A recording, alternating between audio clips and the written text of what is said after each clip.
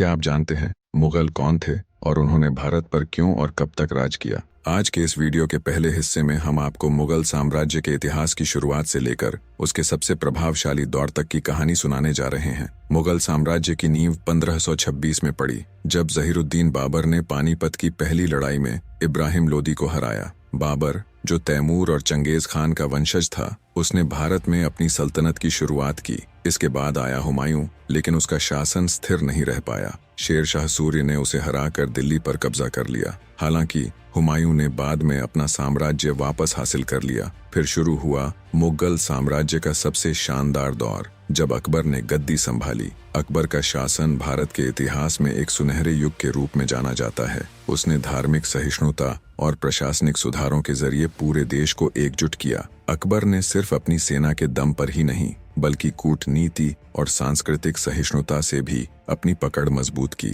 उन्होंने हिंदू मुस्लिम एकता को बढ़ावा देने के लिए कई नीतियां बनाई और राजपूत राजाओं के साथ गठजोड़ किया। अकबर के बाद जहांगीर और शाहजहां का दौर आया। शाहजहां के शासनकाल में कला और स्थापत्य ने अपनी बुलंदियों को छुआ। ताजमहल, लाल किला और जामा मस्जिद जैसे निर्माण इसी समय हुए। लेकिन मुगल साम्राज्य की जड़ें कमजोर तब हुईं जब औरंगजेब ने सत्ता संभाली। औरंगजेब ने धार्मिक कट्टरता और साम्राज्य के अतिविस्तार की नीतियों से इसे नुकसान पहुंचाया। औरंगजेब के बाद के मुगल शासक कमजोर साबित हुए। मराठों, सिखों और अन्य क्षेत्रीय ताकतों ने साम्राज्य को कमजोर करना शुरू कर दिया। धीरे धीरे अंग्रेजों का दबदबा बढ़ा और 1903 में उन्होंने दिल्ली पर कब्जा कर लिया। 1857 की क्रांति के समय बहादुर शाह जफर मुगल साम्राज्य के आखिरी सम्राट थे। हालांकि उनका शासन केवल नाम मात्र का था। अंग्रेजों ने विद्रोह को कुचल दिया और उन्हें निर्वासित कर दिया। मुगल साम्राज्य,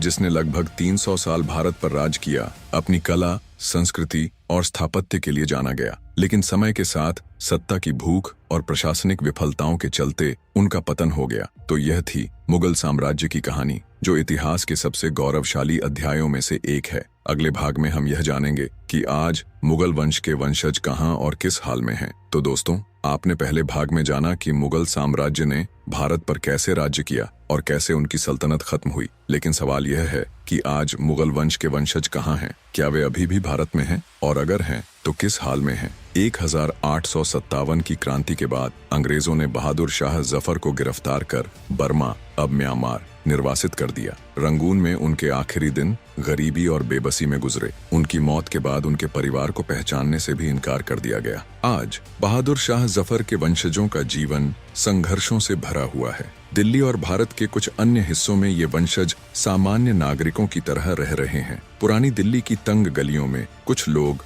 खुद को मुगल वंश का वंशज बताते हैं। इनमें से कई लोग अब गरीबी में जी रहे हैं। एक रिपोर्ट के मुताबिक बहादुर शाह जफर के वंशजों में से कुछ छोटे मोटे काम कर रहे हैं, जैसे दुकान चलाना या रिक्शा चलाना। इतिहास की विडंबना देखिए, जो लोग कभी पूरे देश पर राज करते थे, आज उनके पास अपनी पहचान तक नहीं बची है। दिल्ली के शाहजहानाबाद इलाके में एक व्यक्ति ने बताया कि उनकी पूरी पीढ़ी अब बस गुजारे के लिए संघर्ष कर रही है। कुछ वंशज सरकारी मदद के लिए भी अपील कर चुके हैं, लेकिन उनकी कोई सुनवाई नहीं हुई। मुगल खून अब केवल एक नाम बनकर रह गया है। इतिहास में यह दर्ज है कि बहादुर शाह जफर के बच्चों और पोते पोतियों को अंग्रेजों ने खत्म करने की पूरी कोशिश की। जो बच गए, उन्होंने अपनी पहचान छुपा ली या गुमनामी में जीना शुरू कर दिया। आज की तारीख में बहादुर शाह जफर के वंशज भारत, पाकिस्तान और बांग्लादेश के अलग अलग हिस्सों में बिखरे हुए हैं। इनमें से कुछ अपने इतिहास से जुड़े हुए हैं, तो कुछ ने इसे पीछे छोड़ दिया है। लेकिन एक बात साफ है, मुगल साम्राज्य के वंशज अब केवल इतिहास का हिस्सा बन चुके हैं। उनके ठाठ बाट और राजसी ठिकानों की जगह